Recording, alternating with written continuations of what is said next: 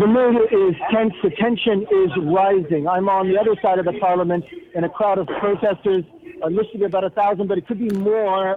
They're filling up a park and street just next to the parliament. In front of me is a wall of riot police with their riot shields in front of them. And just on the other side of them, where I am, is a group of protesters, all in camouflage, helmets with ski masks, some with gas masks, and also bats and other baseball bats and other metal objects which they have in their hands.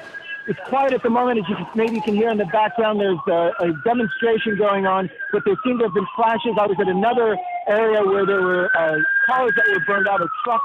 It was very tense there, and the protesters were collecting bricks from the street, from the sidewalks, apparently in preparation for further clashes. As you can hear also, there's an ambulance in the background. There seem to have been injured, but we don't know how many.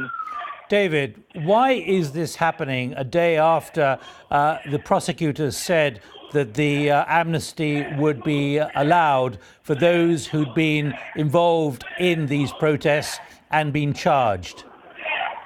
Well, the amnesty obviously dialed down the tension a bit, but it didn't eradicate it. The tension was still there, and it has been there for the last 3 months, ever since these protests began. We have the central square, as you say, has been occupied all that time. There are still barricades in town, in the center of Kiev, and these protesters are demanding the resignation of President Viktor Yanukovych, and they've been demanding it now for months.